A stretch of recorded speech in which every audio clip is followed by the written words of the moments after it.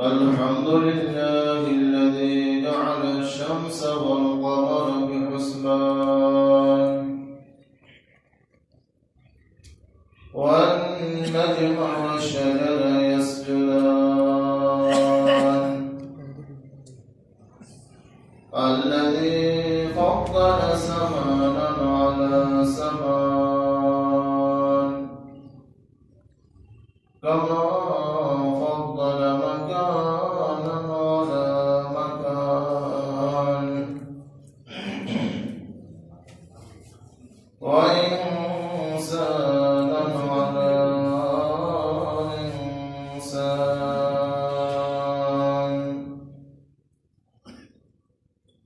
ونشهد أن لا إله إلا الله وحده لا شريك له لا ضد له ولا ند له ولا مثل له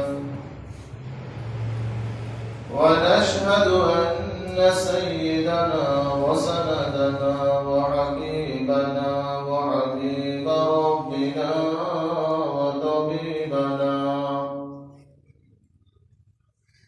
وطبيب قلوبنا ومولانا محمدا عبده ورسوله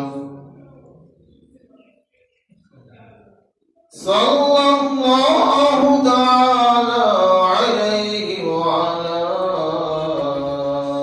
آله وأصحابه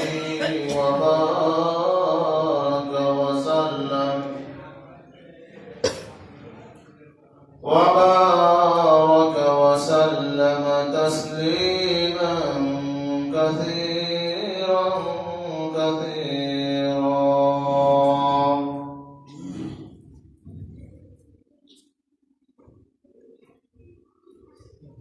وقال الله تعالى في كلامه المجيد والفرقان الحميد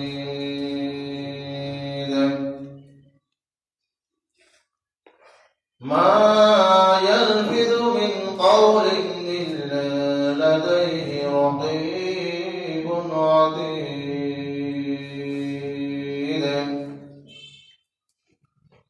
وقال رسول الله صلى الله عليه وسلم من يضمن لي ما بين لحييه وما بين رجليه أضمن له الجنة أو كما قال عليه الصلاة والسلام صدق الله المولانا العظيم وصدق رسوله النبي الكريم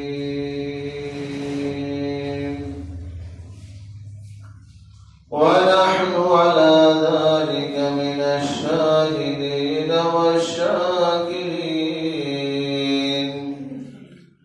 والشاكرين والذاكرين والحمد لله رب العالمين.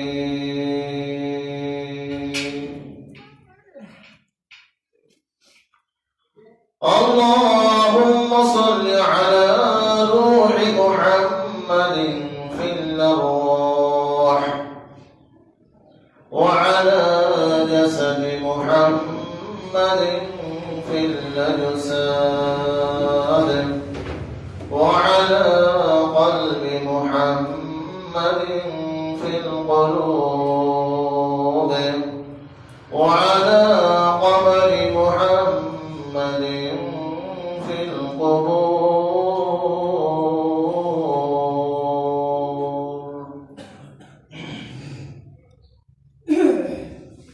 أي برادر तूने बाशद यार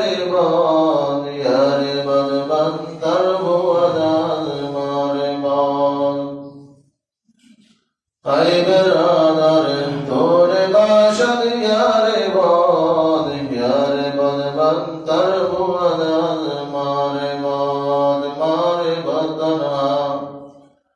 মারে বদনা তোরা মর জাসনাদ ইয়ারে বদ জানি মানদ জনাদ ইয়ারে বদার তোরা সোয়ে জাহিম ইয়ারে নেকো গিরদায়া বিনাইম ইয়ারে বদ درب على المعرض حق ذاته فاكر الله الصمد উপস্থিত সম্মানিত মুসলিম কেরাম উলামায়ে আযম এলাকা সর্বস্তর বাগানে ইসলাম আল্লাহ রাব্বুল আলামিনের দরবারে লাখো কোটি শুকরিয়া জ্ঞাপন করছি যে মহান রব্বুল আলামিন আমাকে আপনাকে বিভিন্ন জায়গা থেকে ঘর থেকে সমাজ থেকে মহল্লা থেকে যাচাই করে বাছাই করে দয়া করে মায়া করে ইহসান করে বিগত জমা পেরিয়ে পুনরায় আজকে জুমাতে জুমা নামাজ আদায় করার জন্য এই মুহূর্তে মসজিদে একত্রিত হয়ে বসার তৌফিক দান করেছেন। এই জন্য প্রত্যেকে অন্তরের অন্তঃস্থল থেকে রব্বি কারীমের দরবারে মাওলার দরবারে কালিমাতুর শুকর আদায় করি আলহামদুলিল্লাহ। আর শুকর গুজার করি যিনি আমাকে সুস্থ রেখে সবল রেখে পৃথিবীর ক্লান্তি লগ্নে ইসলামের দুর্দিনে বর্তমানে পরিস্থিতিতে সংকটময় সময় দুনিয়ার সকল প্রকারের অনিসলামিক কার্যকলাপ থেকে মুক্ত রেখে সুস্থ মস্তিষ্কে সুস্থতা মাগে এই মুহূর্তে হাসপাতালে গেলে শায়িত না করে সাদা কাপড়ের কোভিড না পরিয়ে পৃথিবীর সবচেয়ে উন্নতম উৎকৃষ্ট জায়গা মাহবুব এবং পেয়ার জায়গা রহমত এবং সাকিনার জায়গা ফেরেশতাদের বেস্টানি জায়গা মসজিদে আল্লাহ রাব্বুল আলামিনের কুদরতি ভাবে সিজদা করার জন্য এই মুহূর্তে মসজিদে একত্রিত হয়ে বসার তৌফিক দান করেছেন। এটা আল্লাহ রাব্বুল আলামিনের বড় ইহসান আর দয়ার করম। সাথে সাথে সাইয়্যিদুল মুরসালিন খাতামুন নবিয়্যিন রাহমাতুল লিল আলামিন শফিউল মুজতাবিন ইমামুল আম্বিয়া সাইয়্যিদুল আম্বিয়া খাতামুন নবিয়্যিন রাহমাতুল লিল আলামিন শফিউ আযম রাহমাতুল আলাম রবিউল আরব ওয়াল আজম حبیب کبریا اشرف الانبیاء شفیع محشر ساقی کاوثر آقا نامگر مدینہ کا تاجدار فخر موجودات آفتاب نبوت محمد مصطفیٰ صلی اللہ علیہ وسلم کو لوگ کو درود مدیح پہنچے۔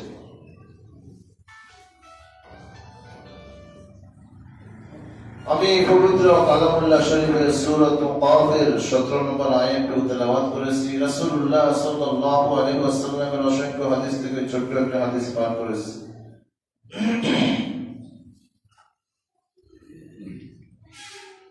যে আয়াত এবং হাদিসের তাৎপর্যের বিষয়বস্তু হচ্ছে নিজের জবানের হেফাজত করা সম্পর্কে।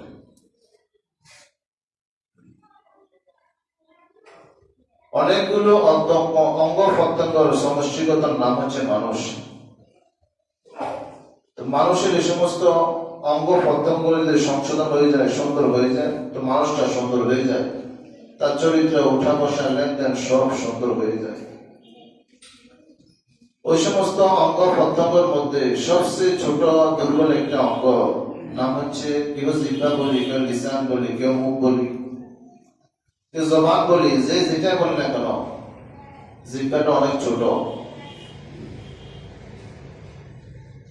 এবং জিহ্বার চারিপাশে বেষ্টনী দেওয়া আছে, এর বাইরে তিনি আসতে পারবেন না। ইচ্ছা করলেও আপনি বাইরে নিয়ে কথা বলতে পারবেন না। আল্লাহ এটাকে এমন ভাবে নিয়ন্ত্রণ করে রেখেছেন, বেষ্টনী দিয়ে রেখেছেন, এর বাইরে ইচ্ছা করলে সে আসতে পারবে না। আপনি দেখেন না দাঁতের বাইরে আপনি জিহ্বাকে আনতে পারবেন না, আনলে কথা বলতে পারবেন না।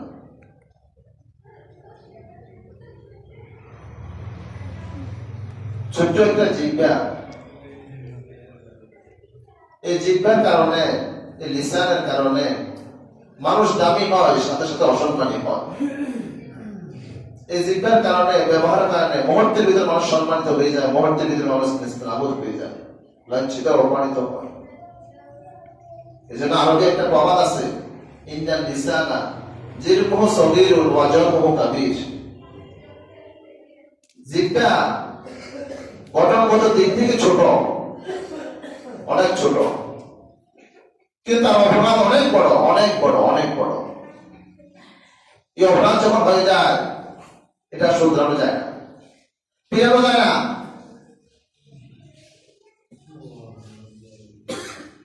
তার আঘাত বড় মারাত্মক আঘাত, তার ক্ষত বড় বড় ক্ষত।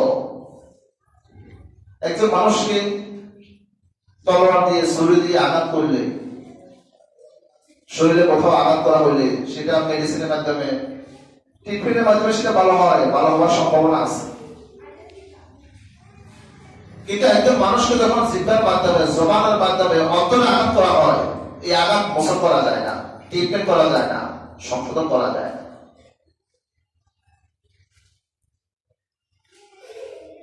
এজন্য কবি বলেন, জারাহাতু সিনানি লাহাল কিয়ামু ওয়া লা ইয়ালতামু মা জারহুল লিসান।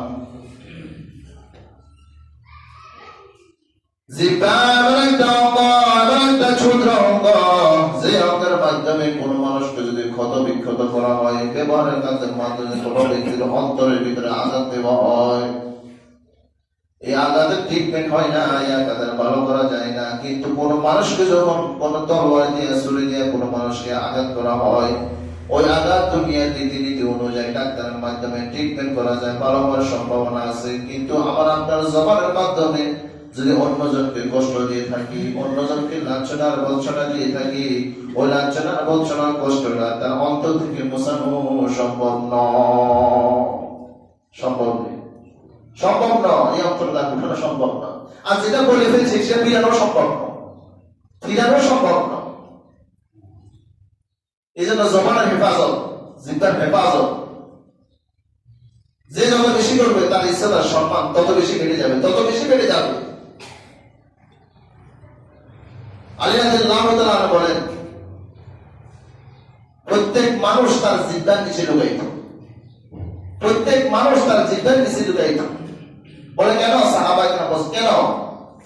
বলে জিহ্বাই জিহ্বাই বলে, যেভাবে বলে বলার দ্বারা বোঝা যায় মানুষ সে দামি নামে অদামি, তার ব্যবহার কেমন, বংশ কেমন, মর্যাদা কেমন, তার ব্যবহারের মাধ্যমে বোঝা যায়। এই জন্য প্রত্যেক মানুষ তার ব্যবহারের ভিতরে পরিচয় হয়। একটা কথা আছে না, ব্যবহার বংশের পরিচয়। আল্লাহ তাআলা বলতেছেন প্রত্যেক মানুষ তার জিহ্বার নিচে লুকাইত। এই জন্য জিহ্বার হেফাজত করতে হবে। যেভাবে সেভাবে বলা যাবে না, যেভাবে সেভাবে বলা যাবে না, কটূক্তি করা যাবে না, দুর্নাম করা যাবে না। হাসি ঠাট্টা মজা করার সময় চিন্তা করতে হবে আমার লফজগুলা, আমার কথাগুলা, আমার শব্দগুলা, আমার চলন ভঙ্গিগুলা ইসলাম পরিবর্তন হচ্ছে কিনা। এই শব্দের মাধ্যমে আল্লাহ, আল্লাহ রাসূল খুশি হবে না নারাজ হবে, আমাকে চিন্তা করতে হবে। এই জন্য আবু বকর রাদিয়াল্লাহু তাআলা আনহু, আবু বকর সিদ্দিক রাদিয়াল্লাহু তাআলা আনহু ডাকতে বলো, ও আমার সাহাবায়ে কেরাম, আমাদের প্রত্যেকের অন্তরে, আমাদের প্রত্যেকের ভিতরে একটা অঙ্গ আছে, খুব ক্ষুদ্র অঙ্গ, খুব ক্ষুদ্র অঙ্গ। আবু বকর সিদ্দিক রাদিয়াল্লাহু তাআলা আনহু কখনো কখনো জিহ্বাটাকে টান দিয়া ধরে, কখনো কখনো জিহ্বাটাকে টান দিয়া ধরে আর বলে, এই যে একটা ছোট্ট ক্ষুদ্র অঙ্গ আছে, এই ক্ষুদ্র অঙ্গটার কারণে, জিহ্বাটার কারণে বেশি বেশি মানুষ জাহান্নামে যাবে। ও ইমানদার মুমিন মুসলমান, আবু বকর সিদ্দিক রাদিয়াল্লাহু তাআলা এর মতো লোক যদি জিহ্বাকে টান দিয়া বলতে পারে, এটা এমন একটা অঙ্গ যে অঙ্গের মাধ্যমে মানুষ বেশি বেশি জাহান্নামে যাবে, বেশি বেশি জাহান্নামে যাবে। এই কারণে সুতরাং যখন আমি নীরবতা অবলম্বন করব, তখন আমি ভাবনার মাধ্যমে করব, যখন আমি কথা বলবো তখন আমার কথা হবে জিকিরের মাধ্যমে। কিসের মাধ্যমে হবে? যখনই আমি কথা বলবো আমার কথা হবে জিকিরের মাধ্যমে, যখনই আমি কথা বলবো আমার কথা হবে হাদিসের মাধ্যমে, যখনই আমি কথা বলবো তখনই আমার কথা হবে কোরআনের মাধ্যমে, যখন আমি কথা বলবো তখন আমার কথা হবে রাসূলের আদর্শের মাধ্যমে, যখন আমি কথা বলবো তখন আমার কথা হবে সাহাবায়ে কেরামের আদর্শের মাধ্যমে। কারণ না জানি আমার কোন কথার মাধ্যমে, কোন বাক্যের মাধ্যমে, কোন শব্দের মাধ্যমে আল্লাহ নারাজ হয়ে যায়, আর যদি আল্লাহ নারাজ হয়ে যায় কিয়ামতের ময়দানে ওই কথার হিসাব দেওয়ার জন্য আমাকে যখন কাঠ করে ডাকা হবে, আমি সেটার হিসাব দিতে পারবো না, সেটাকে শুধরাতেও পারবো না, সংশোধন করার ক্ষমতাও আমার থাকবে না। এই জন্য আল্লাহওয়ালা যেন হয়, আল্লাহওয়ালা যেন হয়, এরা সব সময় কথা বলার সময় চিন্তা করি করে বলে, চিন্তা করি বলে আমার এই কথার মাধ্যমে আমার ইজ্জতের সম্মান বাড়বে কি কমবে, মানুষের উপকার হবে কি উপকার হবে, এই কথার মাধ্যমে আমি মাওলার রাজায় সন্তুষ্টি পাবো কিনা চিন্তা করে যাদের অন্তরে ভিতরে আল্লাহর ভয় থাকবে সে অবশ্যই অবশ্যই তার জবানটা মুখটা ব্যবহার করার সময় সে চিন্তা করবে। ইমানদার মুমিন মুসলমান, হযরত আব্দুল্লাহ ইবনে মুবারক রাদিয়াল্লাহু তাআলা একটা ঘটনা নকল করতেছেন, বলতেছেন এক সময় আমি হজের কাজটা সম্পাদন করে বাড়ির দিকে ফিরতেছি, যখন নাকি ফিরি প্রতিমধ্যে দেখি একজন আরোহী আমার দিকে আসতেছে, আসতে আসতে যখন নাকি আমার সামনে আসলো, আসার পরে আমি দেখি আরোহীটা একজন মহিলা, দেখার সাথে সাথে আমি তাকে সালাম করলাম, আসসালামু আলাইকুম ওয়া রাহমাতুল্লাহি ওয়া বারাকাতুহু।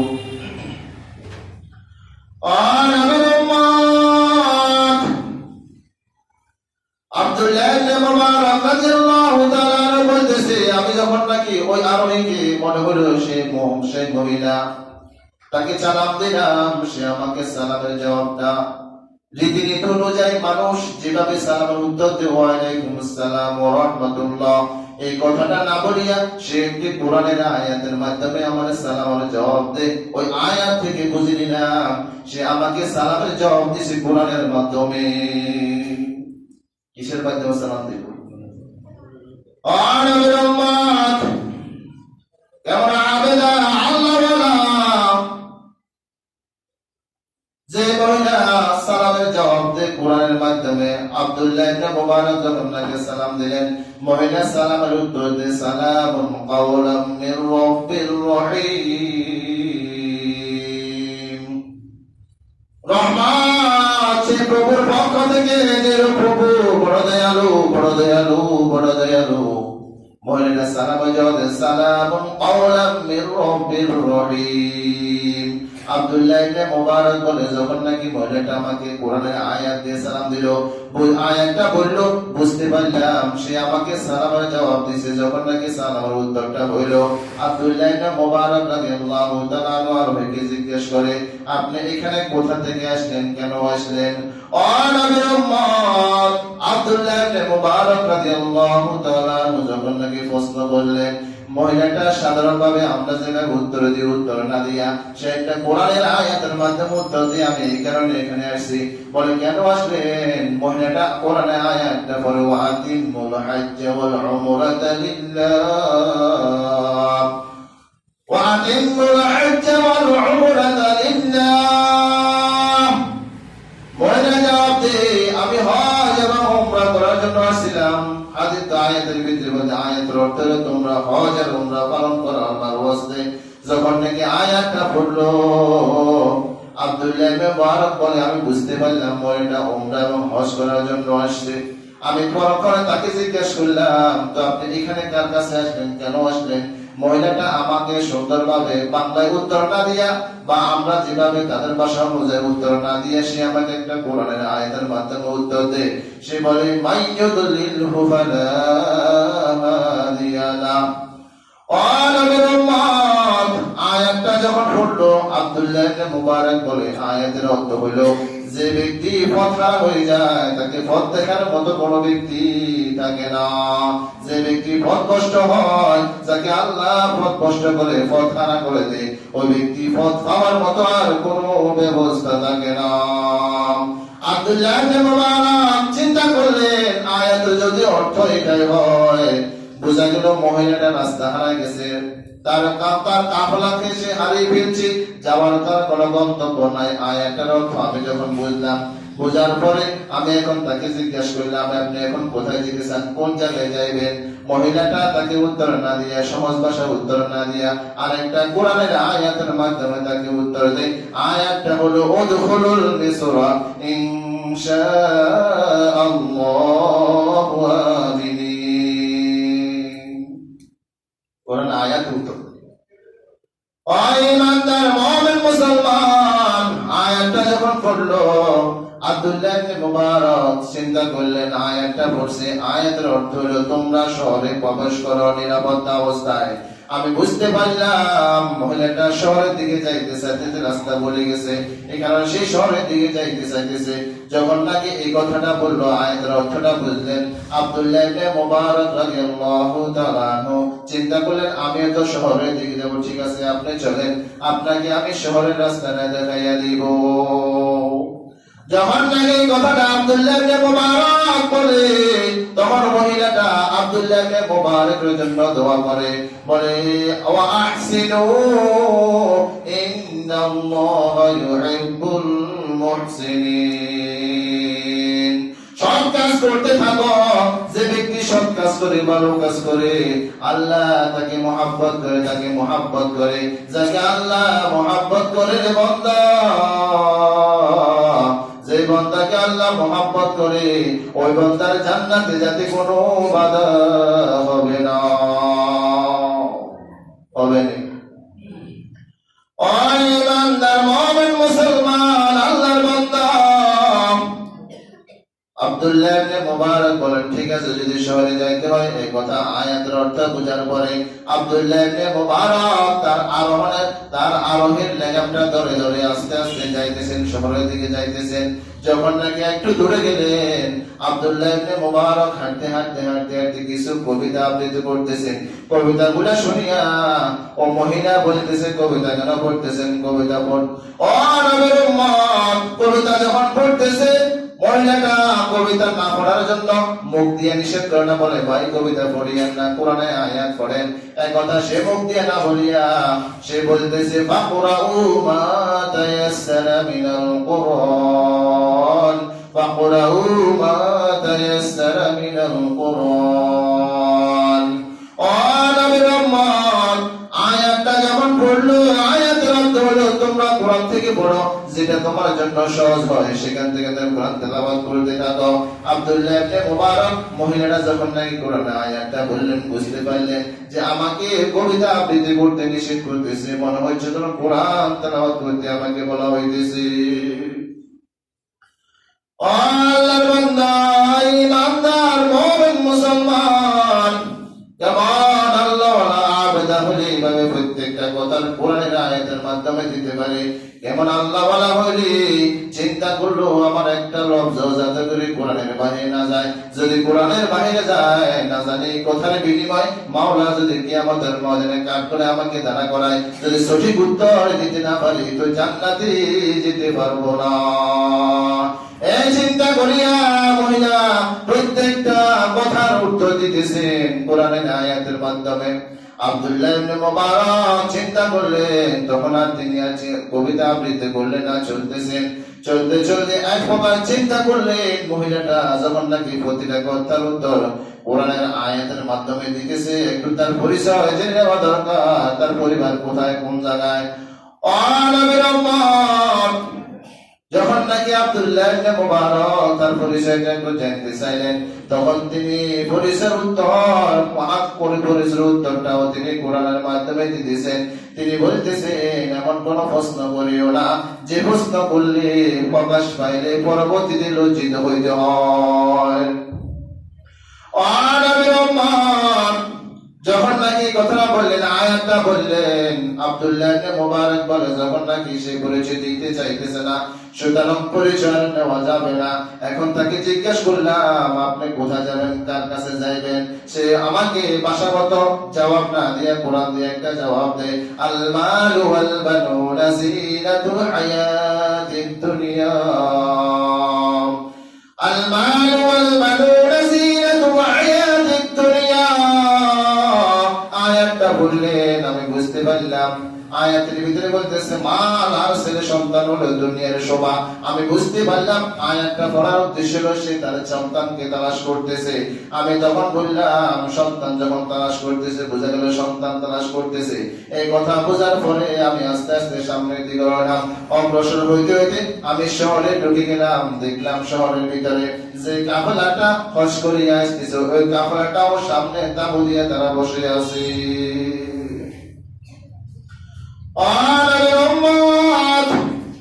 ইমানদার মুমিন মুসলমান তখন নাকি তাঁবু দিয়ে ওই কাফেলা গুলো বসে আছে। মহিলাটাকে আমি জিজ্ঞাসা করি, আম্মা জান আপনার ছেলেগুলার নাম কি বলেন? বলে আমার ছেলেগুলার নাম সে বাংলাতে বলে না, আরবিতে বলে ওয়া ইব্রাহিম ওয়া ইসমাঈল ওয়া ইসহাক। আমার ছেলের নাম ইব্রাহিম, ইসমাঈল, ইসহাক। যখন নাকি আয়াতটা বলল আব্দুল্লাহ ইবনে মুবারক বলে বুঝতে পারলাম মহিলাটার তিনটা সন্তান আছে, একটার নাম ইব্রাহিম, একটার নাম ইসমাঈল, একটার নাম ইসহাক। আব্দুল্লাহ ইবনে মুবারক রাদিয়াল্লাহু তাআলা আনহু ওই তাঁবুর ভিতরে জোরে আওয়াজ দিয়ে বলেন ইব্রাহিম, ইসমাঈল, ইসহাক নামে কেউ আছেন কিনা? যুবক ডাক দিয়া বলে, সাথে সাথে দেখে সুদর্শন সুন্দর চেহারাওয়ালা তিনজন যুবক দাঁড়াইয়া আব্দুল্লাহ ইবনে মুবারকের সামনে আসে। আসার সাথে সাথে যখন বৃদ্ধা মহিলাকে দেখলো, বৃদ্ধা মহিলাকে জড়াইয়া ধরলো, মুহাব্বতের সাথে জড়াইয়া ধরলো। ধরার পরে আব্দুল্লাহ ইবনে মুবারক বলতেছে মহিলাটার অবস্থা এইভাবে আমি নিয়ে আসলাম। ও নবীর উম্মত, আব্দুল্লাহ ইবনে মুবারক বলে ব্যাপারটা কোথায় ভাই? এটা কোন মহিলা, কেমন মহিলা, কেমন আল্লাহওয়ালা বুঝতে পারি না। প্রতিমধ্যে তার সাথে আমার যত কথোপকথন হয়েছে সকল কথার উত্তর সে সব সময় সবাইকে কোরআনের মাধ্যমে দিয়েছি। ব্যাপারটা কোথায় একটু জানতে চাই। ওই তিনটা ছেলে বলতেছে, ও আব্দুল্লাহ ইবনে মুবারক, এটা আমার আম্মা জান বড় আল্লাহওয়ালা, বড় আবেদা। আমার আম্মা জান বড় কোরআনের হাফেজা, বড় হাদিসের হাফেজা, বড় হাদিসের আলেমা, বড় হাফেজের হাফেজা। সব সময় আজ থেকে প্রায় দীর্ঘ 20 বছর পর্যন্ত সে আল্লাহর ভয়ে মুখ দিয়ে যাতে করি কোনো কথা স্লিপ না করে, দুনিয়ার জগতে কোনো উদ্দেশ্য না হয় যে কথার মাধ্যমে মাওলার কাঠ গড়ায় দাঁড়াইতে হবে, এই ভয়ে এই ভয়ে এই ভয়ে সে কোনোদিন আজ থেকে 20 বছর পর্যন্ত যত কথা বলে প্রত্যেক কথার উত্তর কোরআনের মাধ্যমে দিয়ে থাকি। আল্লাহ আল্লাহ ইচ্ছে শিরে ইস্তেনাম শিরে শকরে নিকোনাদ জানাম তামাম। আল্লাহ আল্লাহ क्या मुबारक नाम है, अल्लाह अल्लाह मुमिनों का काम है। अल्लाह अल्लाह क्या मुबारक नाम है, अल्लाह अल्लाह आशिकों का काम है। কেমন আল্লাহওয়ালা, কেমন আল্লাহওয়ালা ছিলেন, প্রত্যেকটা কথার উত্তর সে কোরআনের আয়াতের মাধ্যমে দিচ্ছে, কোরআনের আয়াতের মাধ্যমে দিচ্ছে। সে চিন্তা করতেছে আমার কথাটা যদি বাইর হয়, যদি দুনিয়ার কোন উদ্দেশ্য, দুনিয়ার কোন ভাবে খারাপ শব্দ ব্যবহার বাইর হয়ে যায়, যদি না জানি আল্লাহ আমাকে কাঠ করে দাঁড়া করে দিয়ে আমি উত্তর দিতে না পারি, তো আমার কি অবস্থা হবে? এই ভয় আর ভীতি নিয়ে জবান থেকে যতগুলি একটা শব্দ আল্লাহ আল্লাহ রাসূলের তরিকার বাইরে না যায়, এই জন্য সবসময় কোরআন ব্যবহার করতেছে, কোরআন ব্যবহার করতেছে। তা আমরা কেমন মুসলমান, আমরা কেমন মুসলমান? সে কোরআন আয়াত ব্যবহার করতেছে আল্লাহর ভয়ে, মুখ দিয়ে খারাপ শব্দ না বাইরে হওয়ার ভয়ে। আর আমরা কোরআন পারি না ঠিক, কিন্তু আমি কমাস করে এতটাও চিন্তা করতে হবে যে আমার মুখ দিয়ে খারাপ শব্দ না বার হয়, আমার মুখ দিয়ে গালি না বার হয়, আমার মুখ দিয়ে গীবত না বার হয়, আমার মুখ দিয়ে শেখায়ত না বার হয়, আমার মুখ দিয়ে কটূক্তি না হয়, আমার মুখ দিয়ে পরনিন্দা না হয়, আমার মুখ দিয়ে অন্যজনের ক্ষতি না হয়, আমার মুখ দিয়ে অন্যজনের নির্যাতিত না হয়, আমার মুখ দিয়ে অন্যজনের অশান্তি না হয়, আমার মুখ দিয়ে পরিবার নষ্ট না হয়, আমার মুখ দিয়ে সমাজ ধ্বংস না হয়, আমার মুখের ব্যবহার কারণে রাষ্ট্র ধ্বংস না হয়। আমাকে সব সময় চিন্তা করার দরকার, আমি তো মুসলমান, আমি তো মুসলমান, আমি কি সেই অবস্থান আছি কি? সকাল থেকে সন্ধ্যা পর্যন্ত আমার মুখ দিয়ে যত কথা বাইর হয় সবগুলো রাসূলের তরিকার মতো হচ্ছে কিনা, রাসূলের তরিকার মতো হচ্ছে কিনা, আল্লাহর বিধান মতো হচ্ছে কিনা, একে অপরের ভক্তিত্ব সাধনের জন্য হচ্ছে কিনা, আন্তরিকতা মহব্বতের জন্য হচ্ছে কিনা, উন্নয়নের জন্য হচ্ছে কিনা, নাকি অনৈতিকের জন্য হচ্ছে, নৈতিকতা হচ্ছে কিনা, বা অনিসলামের হচ্ছে, একটু আমি চিন্তা করি না, একটু চিন্তা করি না। মুসলমান কোথায় আছে আমরা?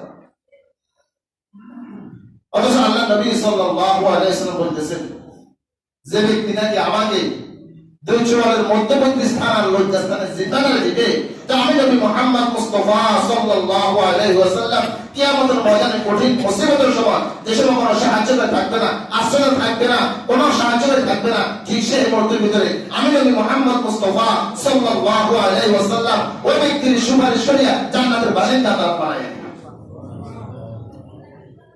আমার কথা নয়, আল্লাহ নবী সাল্লাল্লাহু আলাইহি ওয়া ক্বালা রাসূলুল্লাহ সাল্লাল্লাহু আলাইহি ওয়াসাল্লাম মান ইয়াজমালি মা বাইনা লিহিয়াইহি ওয়া মা বাইনা রিজলাইহি আযমাল্লাহুল জান্নাহ।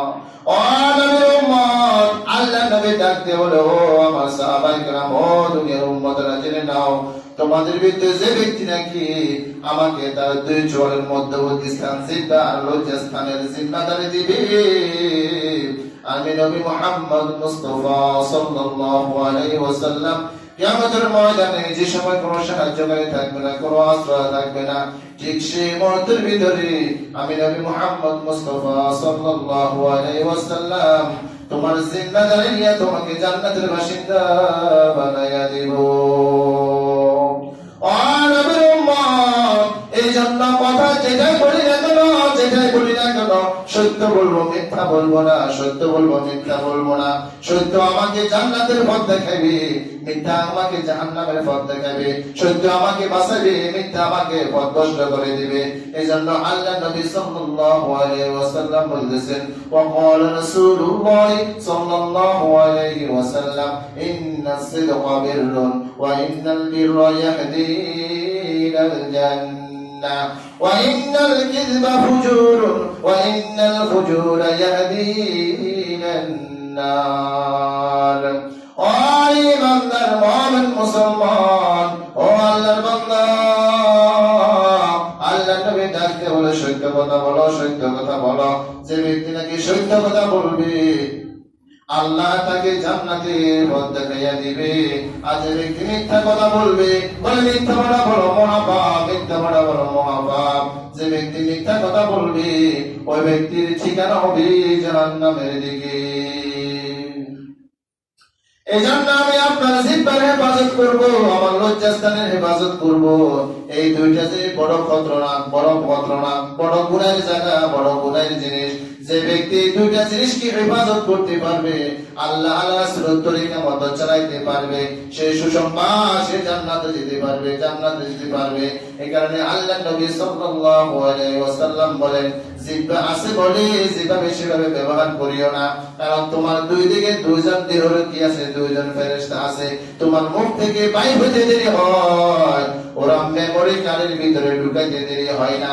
এই মেমোরি কার্ড যে তোমার হিসাব নিকাশের সময় হবে, সেই দিন মেমোরি কার্ড পড়ে দিবে, অটোভাবে বলতে থাকবে কোন সময় কি বলেছে, কোন সময় কি বলেছে। নবীর উম্মত, দুনিয়ার জগতে যদি একটা মেমোরি কার্ড 2-4-5 বছর পর্যন্ত ব্যবহার করতে পারো, 10 বছর বা 100 বছর 50 বছর পর্যন্ত ব্যবহার করতে পারো, সেখানে সব কিছু রেকর্ড করে নিতে পারো, তো আল্লাহ যে দুজন দেহরক্ষী রেখেছে, যে দুজনের কাছে দুইটা মেমোরি আছে, এই মেমোরি যখন কিয়ামতের ময়দানে প্রকাশ করা হবে, তখন আফসোস আর চিন্তা করবে। সুতরাং ওই আফসোস আর চিন্তা থেকে আগে থেকে ঠিক হয়ে যাও। যদি আগে থেকে ঠিক হয়ে যাও, তাহলে কোন রকম নাজাতের ব্যবস্থা হবে। এখানে আল্লাহ বলেন, মা ইয়ালফিযু মিন কাওলিন ইল্লা লাদাইহি রাকীবুন আতীদ।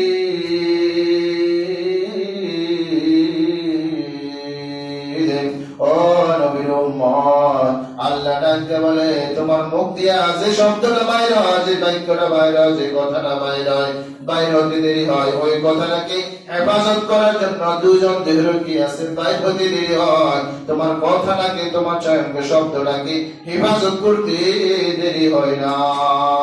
এজন্য আল্লাহ নবী ডাকতে বলে, ওয়া ক্বালা রাসূলুল্লাহ সাল্লাল্লাহু আলাইহি ওয়াসাল্লাম সিবাবুল মুসলিমে ফুসুকুন ওয়া কিতালুহু কুফর।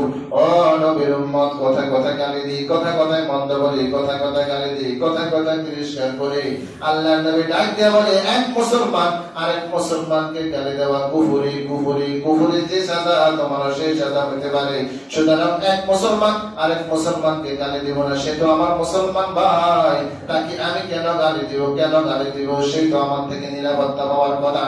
এই জন্য আল্লাহ নবী বলেন, সত্যিকারের মুসলমান হলো ওই ব্যক্তি যে ব্যক্তির মুখ থেকে, হাত থেকে, জবান থেকে মানুষ নিরাপদ থাকে, ওই ব্যক্তি হলো বাস্তব প্রকৃত মুসলমান। আল মুসলিমু মান সালিমাল মুসলিমুনা মিন লিসানিহি ওয়া ইয়াদিহি। প্রকৃত মুসলমান ওই ব্যক্তি যে ব্যক্তির হাত থেকে, জবান থেকে, দেহ অঙ্গ প্রত্যঙ্গ থেকে অন্য মুসলমান ভাই নিরাপদ থাকে, ওই ব্যক্তি হলো বাস্তব প্রকৃত মুসলমান। এই জন্য কোনো মুসলমানকে গালিগালাজ করবো না, মন্দ করবো না, কি বৈশাখাত করবো না। এগুলা যেগুলো আমি করতেছি, যেগুলো আমি করতেছি, সবগুলা শব্দের পুঙ্খানুপুঙ্খানু হিসাব মাওলানা দরবারে দিতে হবে। যদি দিতে পারি জান্নাত দেখা যাবে, না দিতে পারলে জাহান্নাম আমার জন্য তৈরি করা আছে।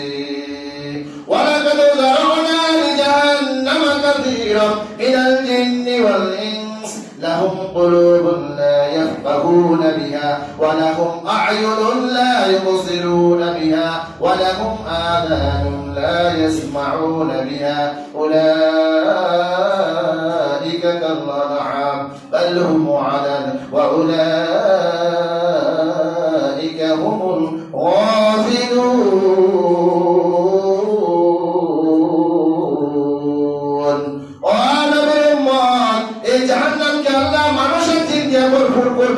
কোন মানুষ যে সমস্ত মানুষের জিনকে আল্লাহ মেধা দিছে, সঠিকভাবে মেধাটা সুন্দরভাবে কাজে লাগায় না, দৃষ্টি দিছে দৃষ্টিটা সুন্দরভাবে কাজে লাগায় না, ব্রেন দিছে ব্রেনটা কাজে লাগায় না, কান দিছে কান দিয়ে সুন্দর কথা শুনে না, মুখ দিছে মুখ দিয়ে সুন্দর কথা বলে না, চক্ষু দিছে চোখ দিয়ে ভালো কথা দেখে না। ও নবীর উম্মত, এই জাতীয় সকল মাধ্যমে আল্লাহ জাহান্নামকে পুরো করে নিবি। এই জন্য আমি আপনি যে যেটাই বলি না কেন, কথাটা যাতে করে রাসূলের তরিকা মতো হয়, সুন্নত তরিকা মতো হয়, সুন্নতের পরিপন্থী, রাসূলের পরিপন্থী, রাসূলের আদর্শের পরিপন্থী কোন কথা, কোন ব্যবহার আমার মুখ দিয়ে যাতে করে না আসে। আসবে না আমার মুখ দিয়ে। সত্যকে মিথ্যা, মিথ্যাকে সত্য আমি মুহূর্তে ভিতরে রূপান্তর করতে পারি। এই কারণে আমার একটা জবানের কথার মাধ্যমে একজন ভালো নেককার মানুষ সে ফাঁসির কাছে ঝুলতে পারে। আবার আমার একটা কথার মাধ্যমে একজন মার্ডার কেসের আসামিও কাঠগড়া থেকে দুনিয়া চলে আসতে পারে। পারে কি পারে না? পারেনি। সব সময় সত্য কথা বলবো, মিথ্যা বলবো না, সত্য কথা বলবো, মিথ্যা কথা বলবো না, ভালোকে ভালো বলবো, মন্দকে মন্দ বলবো, ন্যায়কে ন্যায় বলবো, বেইনসাফকে বেইনসাফ বলবো, অসত্যকে সত্য বলবো না, অন্যায়কে আমি ন্যায় বলবো না, জুলুমকে আমি জুলুম হয় নাই বলবো না। এই কারণে আল্লাহ নবী ডাকতে বলে, যে ব্যক্তিরা কোনো ফাসিক ফুজ্জার বেঈমান মুশরিকের প্রশংসা করে, সাথে সাথে আল্লাহ তার উপর গজব নাযিল করে, আল্লাহ রাষ্ট্রের ভিতরে কম্পন সৃষ্টি হয়ে যায়। নবীর উম্মত, ভালোকে ভালো বলো না, ক্ষমতার ভয়ে তুমি তার সামনে তাকে ভালো বলো, আসল লোকটা ভালো না, আসলে সে ফাসিক ফুজ্জার বেঈমান মুনাফিক, তাকে তুমি শত শত মানুষের সামনে ভালো বলতেছো, ভালো লাভ খাইতে করতেছো। সাবধান, যখন এই কথাটা বলো আল্লাহ তোমার উপর আনন্দিত হইয়া আল্লাহর আরশের ভিতরে কম্পন সৃষ্টি হয়ে যায়। আল্লাহ নবী ডাকতে বলে আমার কথা নয়, আল্লাহ নবী ডাকতে বলে ওয়াকাল রাসূলুল্লাহ সাল্লাল্লাহু আলাইহি ওয়াসাল্লাম ইযা মুদিআল ফাসিকু গাদিবার রাব্ব ওয়াহতাসালাহুল আরশ। যখন নাই কোন মানুষ কোন ফাসিকের বেঈমান মুনাফিকের প্রশংসা করে, যখন নাকি প্রশংসা করতে থাকে আল্লাহ পাক নারাজ হয়ে যায়। শুধু নারাজ হয় তাই নয়, আল্লাহর আরশের ভিতরে কম্পন সৃষ্টি হয়ে যায়। এই জন্য তুমি গুন্ডাকে গুন্ডা বলবা, মাস্তানকে মাস্তান বলতে হবে, চোরকে চোর বলতে হবে, ডাকাতকে ডাকাত বলতে হবে, খুনিকে খুনি বলতে